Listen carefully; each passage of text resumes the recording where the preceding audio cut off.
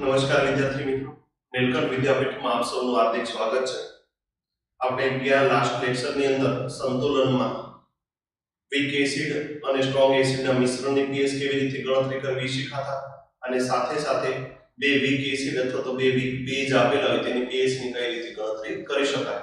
હવે તમને બે એસિડ આપેલા હોય ને એની કમ્પેર કરવાનું કે કયો વીક એસિડ છે અને કયો સ્ટ્રોંગ એસિડ છે. બે વીક એસિડ આપી દે અને એની કમ્પેર કરવાની કે એની કમ્પેર તમે કઈ રીતે કરી શકો. ધારો કે તમને આવી રીતે આપી દીધેલું હોય કે 0.1 મોલર એસિટિક એસિડ અને એનો વિયોજન અંશ Ka1 આપી દીધેલો હોય 1.8 × 10⁻⁵ અને 0.1 મોલર ફોર્મિક એસિડ હોય આનો Ka તમને આપી દીધેલો હોય 2 × 10⁻⁶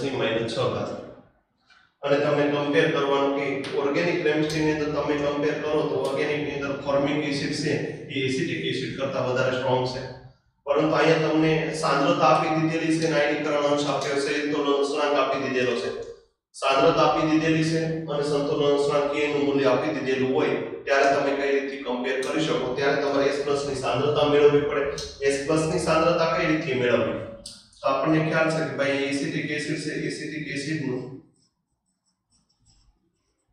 જલિત દ્રાવણમાં આયનીકરણ થઈ શું બનશે તો કે S+ એકવાસ એકવાસ વત્તા CH3COO એકવાસ. આની સાંદ્રતા કેટલી આપેલી છે તો કે 0.1 મોલર. આનો આયનીકરણ શું આલ્ફા1 લઉં આલ્ફા1 તો 0.1 - 0.1 આલ્ફા1 આ કેટલું મળશે તો કે 0.1 આલ્ફા1. આ કેટલું મળશે તો કે 0.1 આલ્ફા1. ફોર્મિક એસિડ માટે વાત કરી આનું આયનીકરણ થઈ અને શું બનશે તો કે S+ એકવાસ અને COO એકવાસ. આનો વિયોજન અંશ હું આલ્ફા2 લઉં. સાંદ્રતા કેટલી છે તો કે 0.1 તો 0.1 - 0.1 આલ્ફા2 આ કેટલું મળશે 0.1 આલ્ફા2. આ કેટલું મળશે 0.1 આલ્ફા. S+ ની સાંદ્રતા આપણે આલ્ફાનું મૂલ્ય મેળવતા આવડે છે કે આલ્ફાનું મૂલ્ય કઈ રીતે મેળવવું તો એક વખત એક એસિડ માટે આપણે આલ્ફાનું મૂલ્ય મેળવી કે તમને આપેલું હોય તો Ka1 નિપજની સાંદ્રતા 0.1 આલ્ફા1 ગુણ્યા 0.1 આલ્ફા1 ના છેદમાં પ્રક્રિયકની સાંદ્રતા કેટલી છે 0.1 - 0.1 આલ્ફા1. K ઉપરમાંથી શું આવશે તો કે 0.1 નો વર્ગ ગુણ્યા આલ્ફા નો વર્ગ. નીચેમાંથી 0.1 કોમન કાઢી તો શું આવશે 1 - આલ્ફા. શું આવશે 1 - આલ્ફા. 0.1 0.1 કેન્સલ તો K શું આવ્યું તો કે K 0.1 * આલ્ફા1 નો વર્ગ છેદમાં 1 - આલ્ફા1 1 - આલ્ફા1. તો છેદમાંથી 1 - આલ્ફાનું મૂલ્ય શું કરવાનું છે તો કે અવગણતા 1 - આલ્ફાનું મૂલ્ય શું કરવાનું છે અવગણવાનું છે. તો 1 - આલ્ફાનું મૂલ્ય અવગણવામાં આવે તો K શું મળે તો કે 0.1 આલ્ફા1 નો વર્ગ. એની ઉપરથી તમને આલ્ફા1 કેટલો મળે તો કે આલ્ફા1 આલ્ફા1 નો વર્ગ કેટલા આવશે તો કે K upon 0.1 તો 0.1 નું છે તો કે સાંદ્રતા છે. 0.1 નું છે સાંદ્રતા. તો ખાલી હું અત્યારે સાંદ્રતાના ફોર્મમાં લખું કે આલ્ફા1 નો વર્ગ K upon C. તો આપણે આ સૂત્રની તારવણી અગાઉ આપણે કરી લીધેલી છે કે આલ્ફા કેટલો આવશે તો કે આલ્ફા √K upon C આવશે. આલ્ફામાં આવશે √K upon C. આપણી પાસે S+ ની સાંદ્રતા કેટલી છે અહીંયા 0.1 આલ્ફા1 અને S+ ની સાંદ્રતા કેટલી છે તો કે 0.1 આલ્ફા2. એક એસિડ માટે એસિટિક એસિડ માટે 0.1 આલ્ફા1 અને ફોર્મિક એસિડ માટે 0.1 આલ્ફા2. આપણી પાસે આલ્ફાનું મૂલ્ય કેટલું આવશે તો કે √Ka upon C. તમે આલ્ફા મેળવી નાખો. પહેલા સમીકરણ માટે હું આલ્ફા મેળવું એસિટિક એસિડ માટે હું આલ્ફા મેળવું તો આલ્ફાની વેલ્યુ કેટલી આવશે તો આલ્ફા અંડર રૂટ કે કેટલો છે તો કે 1.8 ગુણ્યા 10 ની -5 ઘાત 10 ની -5 ઘાત ના છેદમાં 0.1 છેદમાં 0.1 છેદમાં 0.1 છે એટલે 10 ની -1 ઘાત થાય અંશમાં જાય તો 10 ની +1 ઘાત થાય આધાર સરખો તો ઘાતનો સરવાળો કેટલા આવશે 10 ની -4 ઘાત બીજા સમીકરણ માટે હું લખું આલ્ફા અંડર રૂટ કે આલ્ફા 1 મેળવો ને આલ્ફા 2 મેળવો અંડર રૂટ કે કેટલો છે તો કે 2 ગુણ્યા 10 ની -6 ઘાત c કેટલો છે તો કે 0.1 c કેટલો છે 0.1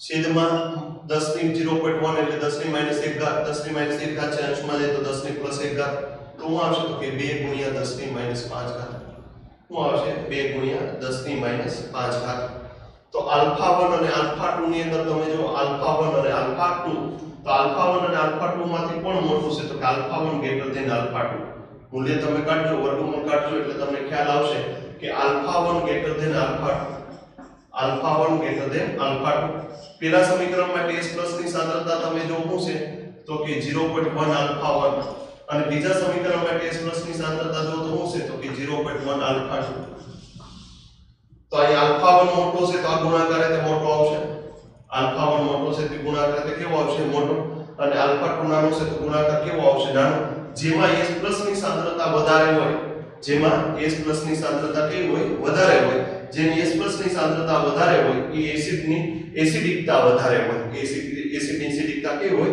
વધારે એટલે એસિટિક એસિડ છે ફોર્મિક એસિડ કરતા વધારે એસિડિક છે આ સાંદ્રતા માટે એસિટિક એસિડની એસિડિકતા ફોર્મિક એસિડ કરતા કેવી છે વધારે છે તો આ ખાસ તમારે બીજું કંઈ કરવાનું નથી આપણી પાસે આલ્ફા મેળવી લેવાનો છે કે અહીંયા સાંદ્રતા બંનેની સરખી આપેલી છે 0.1 મોલર 0.1 મોલર આલ્ફા મેળવવો એટલે આલ્ફા શું આવશે આલ્ફા તો કે k/c અંડર રૂટ k/c તો અંડર રૂટ k/c તો આનો આલ્ફા મળી જશે અને આનો આલ્ફા મળી જશે એની ઉપરથી બંનેની સાંદ્રતા સમાન છે તો આલ્ફાનું મૂલ્ય જેનું મોટું એની એસિડિકતા વધારે તો અહીં આલ્ફાનું મૂલ્ય એસિટિક એસિડ માટે આલ્ફાનું મૂલ્ય વધારે છે તેની સાંદ્રતા કેવી આવશે વધારે તો અહીંયા તમને બે એસિડની કમ્પેરિઝન તે પૂછે કે નીચેનામાંથી કયું વીક એસિડ અને કયું સ્ટ્રોંગ એસિડ છે બે વીક એસિડ આપી દીધા હોય ને વીક એસિડમાં કોણ વધારે એસિડિક છે એવું આપણને પૂછી શકે હવે આપણે નેક્સ્ટ ટોપિક આપણે એ જોવાનો છે કે ડાયપ્રોટિક અથવા તો પોલીપ્રોટિક એસિડ આપેલા હોય તેની pH ની ગણતરી કઈ રીતે કરવી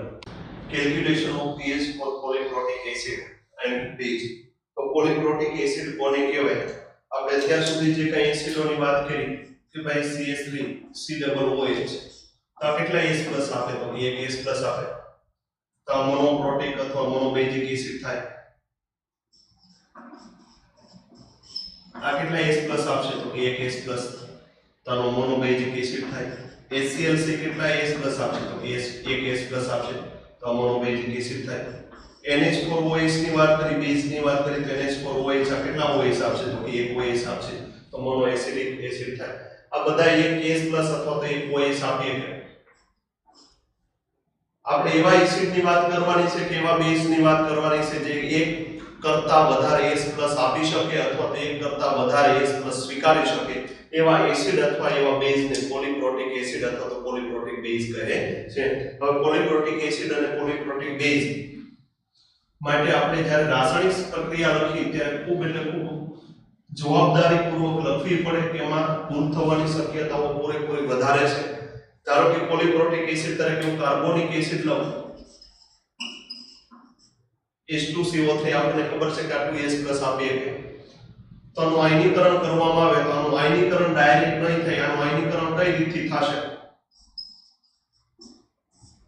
આપેલા એક S+ ડોનેટ કરશે S+ એકવાસ અને એને અનુરૂપ HCO3 એકવાસ કોન્જુગેટ બે S+ એકવાસ અને HCO3 એકવાસ આનું ફરીથી HCO3 એકવાસ નું ફરીથી આયનીકરણ થશે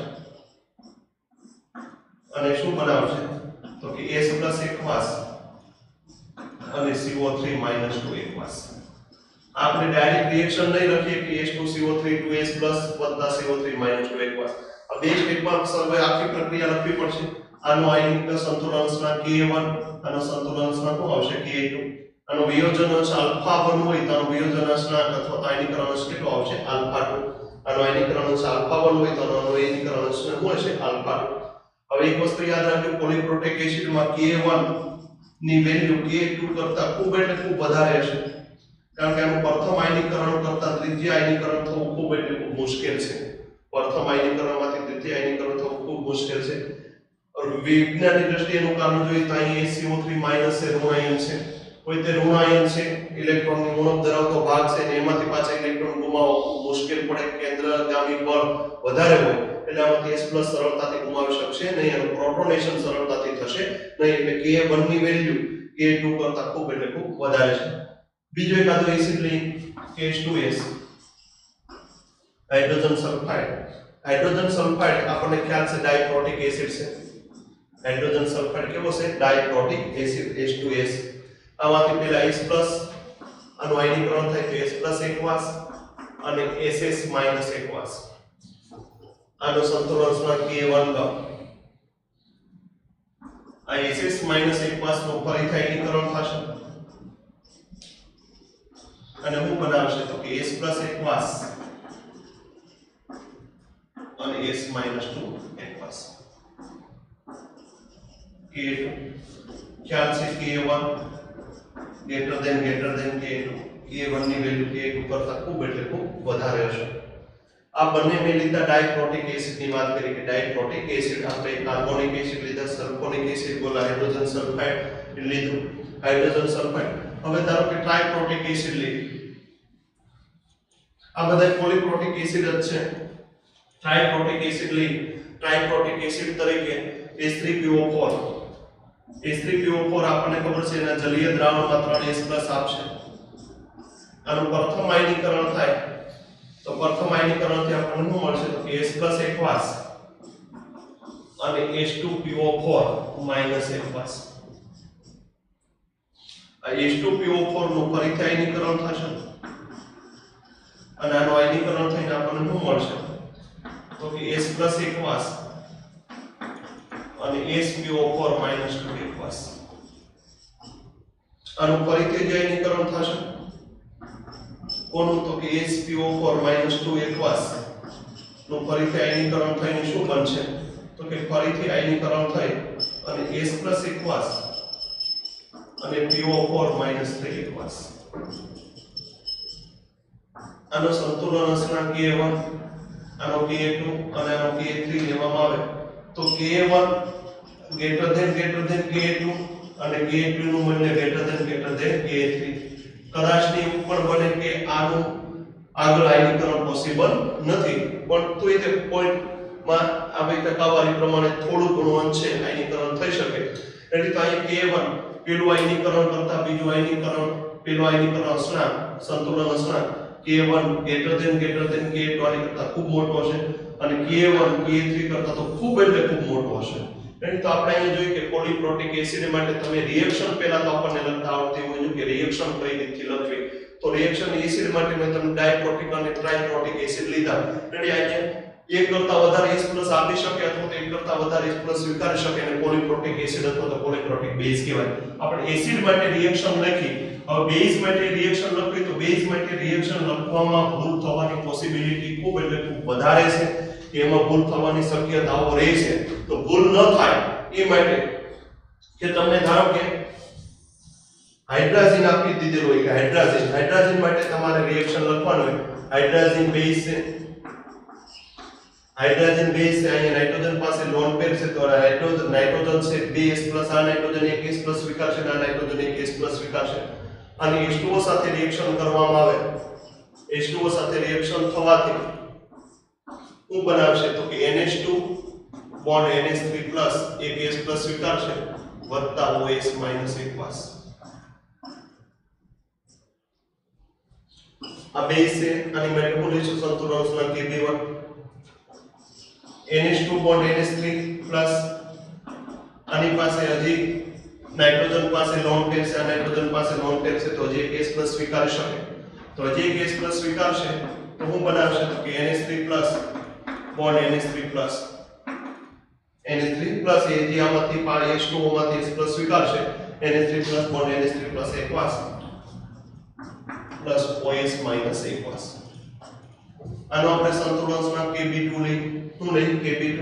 તો આપણે જાણીએ છીએ કે KB1 નું મૂલ્ય KB2 કરતા ખૂબ એટલે ખૂબ મોટું છે. KB1 નું મૂલ્ય KB2 કરતા ખૂબ એટલે ખૂબ મોટું છે. તો પોલીપ્રોટિક એસિડ અથવા બેઝની વ્યાખ્યા આપી હોય તો કઈ રીતે આપણે આપીએ છીએ? પોલીપ્રોટિક એસિડ અથવા તો પોલીપ્રોટિક બેઝ.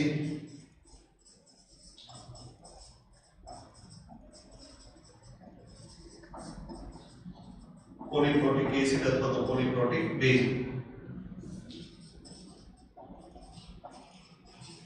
which can donate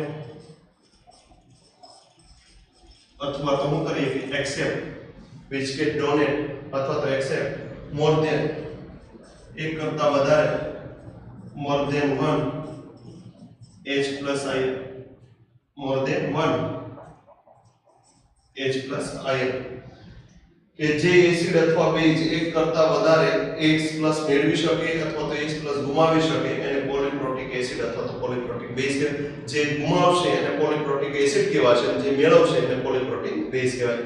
તો પોલીપ્રોટિક એસિડ અને પોલીપ્રોટિક બેઝ કોને કહેવાય? એનું વિયોજન કે આયનીકરણ કઈ રીતે થાય એ બી તમને રિએક્શનનો 4 એક્ઝામ્પલ દ્વારા 3 એસિડ લીધા અને એક બેઝ લીધા. હવે આપણે એનું કેલ્ક્યુલેશન ઓફ pH આપણે pH ની ગણતરી કરવાની છે. બે પોલીપ્રોટિક એસિડ તમને આપેલા હોય પોલીપ્રોટિક એસિડની pH ની ગણતરી કઈ રીતે કરી શકાય.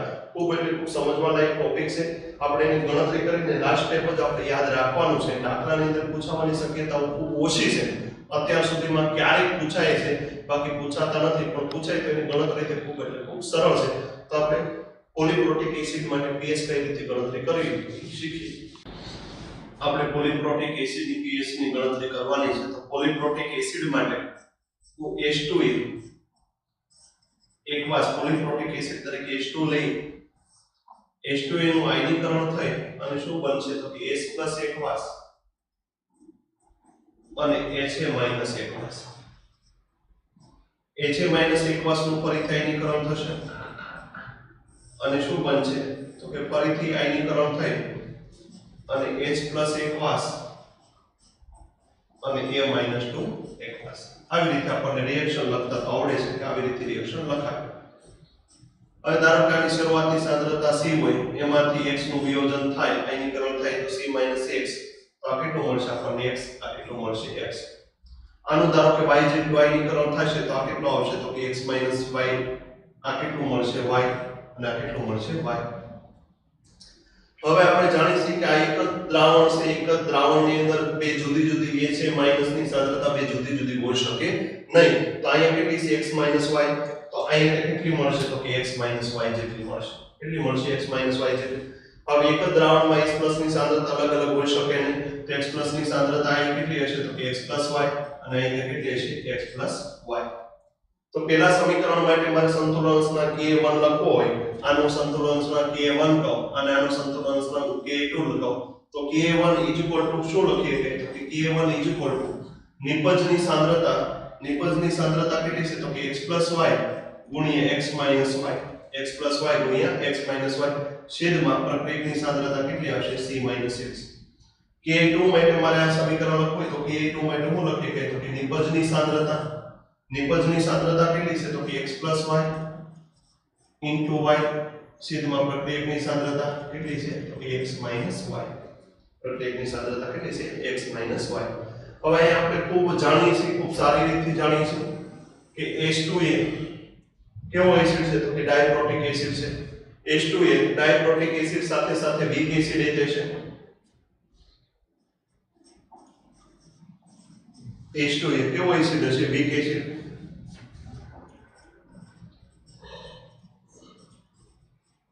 વીક એસિડ હોય તો આપણને ખ્યાલ છે કે વીક એસિડ માટે શું હોય તો કે જે એનો સંતુલન અચળાંક છે ખૂબ એટલે ખૂબ નાનો હોય. વિયોજન અંશ આલ્ફા એટલે કેવો હોય ખૂબ એટલે ખૂબ નાનો. તો Ka1 સંતુલન અચળાંક અને K2 K1 અને K2 બંને કેવા છે ખૂબ નાના છે.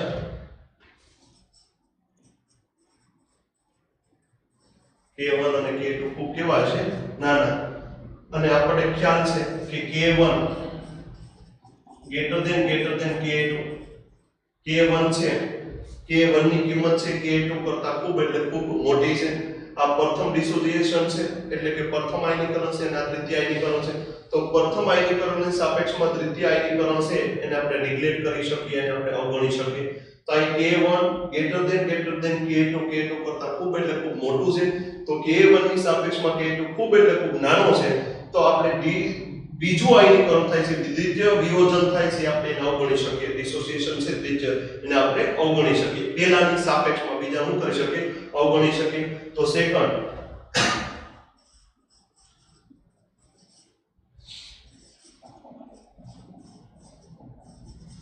દ્વિતીય ડિસોસિએશન છે એને આપણે શું કરીએ કે અવગણી શકીએ.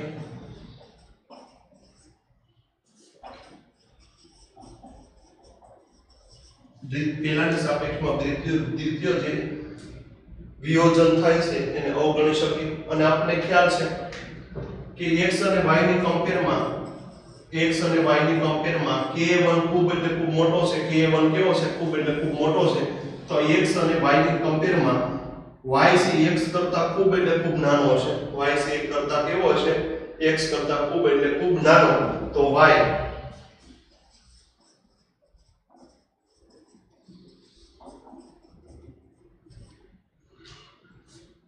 y can be neglected with respect to x.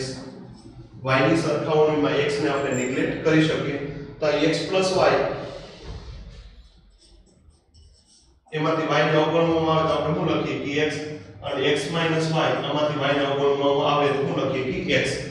x y અને x y માં y ને અવગણવામાં આવે તો x y ની જગ્યાએ શું લખીએ કે x અને x y ની જગ્યાએ શું લખીએ કે x. તો K1 લખીએ. આ સમીકરણ માટે આપણે શું લખીએ K1. તો K1 શું આવશે? તો કે x y એટલે y ને તો અવગણવાનો છે ગુણ્યા x y તો x છેદમાં શું આવશે? તો કે c x. હવે આપણે જાણીએ છીએ કે c x ને આપણે અવગણી શકીએ. c x માંથી આપણે x ને અવગણી શકીએ. અહીંયા આપણને ખ્યાલ છે કે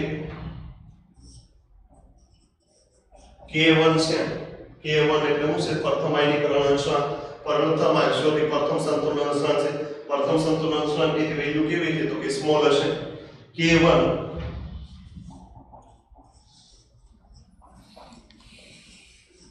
એટલે કેવો છે? નાનો છે. આપણને પહેલેથી જ ખ્યાલ છે કે K1 ની વેલ્યુ, કારણ કે આ નિર્બળ એસિડ છે, નિર્બળ એસિડ હોય તો નિર્બળ એસિડનો K1 છે સંતુલન અચળાંક કેવો હોય? ખૂબ નાનો હોય. તેથી આપણે x ની વેલ્યુ પણ અવગણી શકીએ. x can be neglected with respect to c. સાંદ્રતાની સાપેક્ષમાં x ને આપણે અવગણીએ એટલે c x તમે શું લખીએ તો કે c. તો K1 ની વેલ્યુ તમારી પાસે શું આવી? તો કે K1 ની વેલ્યુ x નો વર્ગ upon c. કોની વેલ્યુ મળી? તો કે K1 ની વેલ્યુ મળી x નો વર્ગ upon c. તો x ના વર્ગને હું કરતા બનાવું તો x નો વર્ગ શું લખીએ કે તો કે x નો વર્ગ K1 c. તો x શું લખીએ તો કે x under root K1 c. આપણને શું મળ્યું? તો કે x ની કિંમત મળી. કોની કિંમત મળી? x ની કિંમત. હવે આપણે y ની કિંમત મેળવીને કે આપણી પાસે pH ગણવા માટે આપણે કોની જરૂર પડે? S+ ની સાંદ્રતા. કોની જરૂર પડે? S+ ની સાંદ્રતા. S+ ની સાંદ્રતા કેટલી છે? x + y. આપણને x મળી ગયો. હવે y મેળવી નાખીએ.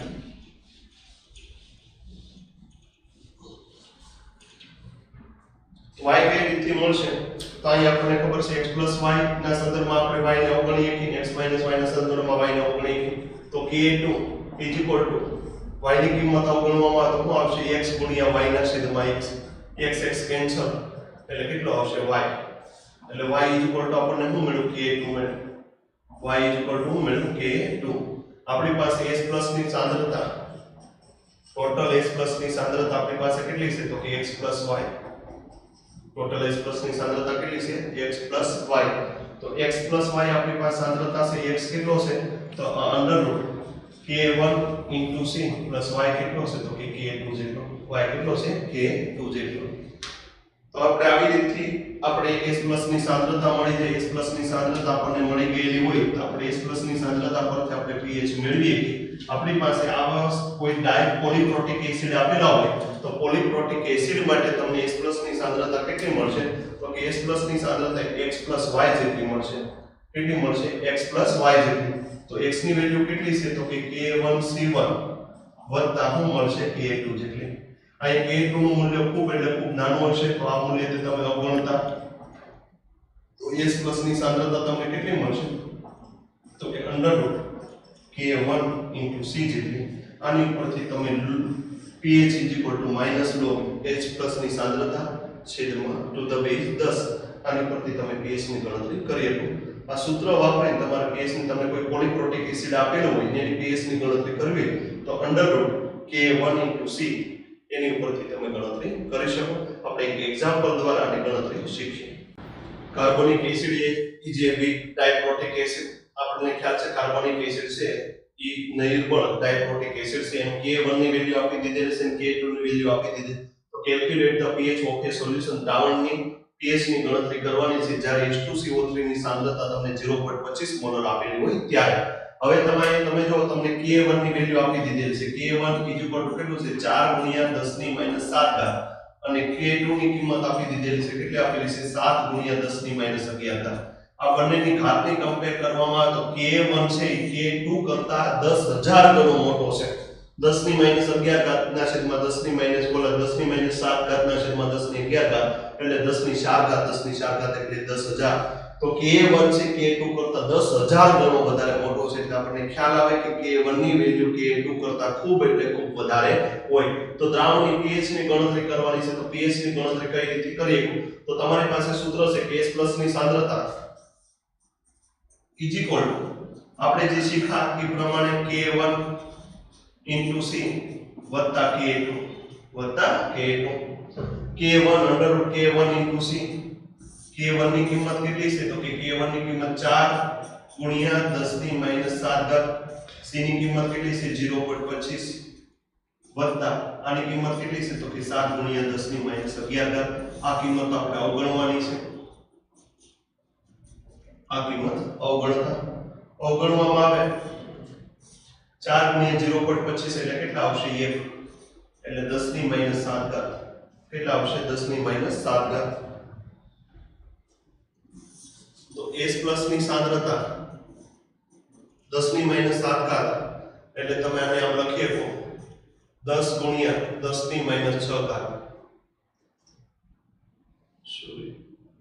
10 × 10⁻8 લખીએ 10 × 10⁻8 અને તમે શું લખ્યું 10 × 10⁻8 તો વર્ગમૂળમાં 10 × 10⁻4 10⁻8 નું વર્ગમૂળ કેટલો આવશે 10⁻4 અને 10 નું વર્ગમૂળમાં 10 10 નું વર્ગમૂળ તમે કાઢશો તો કેટલો આવશે 3.2 સમથિંગ × 10⁻4. તમને શું મળી S+ ની સાંદ્રતા હવે તમારે pH મેળવવાની છે તો pH log S+ ની સાંદ્રતા આ વેલ્યુને આપણે આવી રીતે લખીએ કે 32 × 10⁻5 લખી શકાય 32 × 10⁻5 તો log S+ ની સાંદ્રતા કેટલી છે તો કે 32 × 10⁻5 તો S+ pH મેળવવા માટે pH આપણી પાસે શું આવ્યું તો કે pH log S+ ની સાંદ્રતા ની સાંદ્રતા આપણી પાસે કેટલી છે તો કે 32 × 10⁻5 તો pH આ કિંમત આપણે અહીંયા રાખી pH log 32 × 10⁻5 આધાર 10 નો છે હું લખતો નથી 1 × b log 32 a × b log a × b એટલે log a વત્તા log b પણ બાર કઈ નિશાની છે માઈનસ log 10⁻5 log માં ઘાત આગળ ગયા માઈનસ પ્લસ 5 માઈનસ log 32 એટલે 2 ની 5 લખાશે log 32 એટલે શું લખાશે 2 ની 5 5 - 5 log 2 log 2 ની વેલ્યુ કેટલી છે તો કે 31 10 0.30 10 એટલે 0.3 લો તો 5 minus 1.5 5 minus 1.5 એટલે 3.5 pH કેટલી આવશે 3.5 pH કેટલી મળે 3.5 અહીંયા મેં તમને ડાયરેક્ટ લખતા શીખવાડેલું છે કે આનું તમે ડાયરેક્ટ આમ તમે લખી શકો કે 5 minus log 32 હું લખી શકું 5 minus log 32 તમને log 32 એટલે આપી દીધેલું હોય ક્યારેક log 32 નો આપેલું હોય તમને આ ફોર્મ આવડતું હોવું જોઈએ કે 2 ની 5 ઘાત 32 એટલે શું થાય 2 ની 5 ઘાત log માં ઘાત આગળ વી આવશે 5 log 2 તો તમને ખબર છે 0.30 10 તો એ ગણતરી દ્વારા તમને pH કેટલી મળશે 3.5 તો આજે આપણે pH ની ગણતરી પોલિપ્રોટિક એસિડ માટે pH ની ગણતરી કઈ રીતે કરી શકાય અથવા તો પોલિપ્રોટિક બેઝ માટે pH ની ગણતરી કઈ રીતે કરી શકાય તે આપણે શીખ્યા જો બેઝ હોય તો આપણે શું લેવાનું છે અંડર Kb1 * C બેઝ હોય તો K1 ની જગ્યાએ શું લેવાનું છે Kb1 તો OS માઈનસ ની સાંદ્રતા મળશે OS માઈનસ ની સાંદ્રતા પરથી તમને POS મળશે pH + POS સબૂત એની પરથી તમને શું મળી જશે pH તો વિદ્યાર્થી મિત્રો ખૂબ ડાયપ્રોટિક પોલિપ્રોટિક એસિડ માંથી પૂછાવાની શક્યતાઓ ખૂબ ઓછી છે પણ છતાં એની ગણતરી આપણે જોઈએ કે ગણતરી ખૂબ એટલે ખૂબ સરળ છે અને સરળતાથી આપણે આની ગણતરી કરી શકીએ વિડિયો લેક્ચર જોવા બદલ ખૂબ ખૂબ આભાર ધન્યવાદ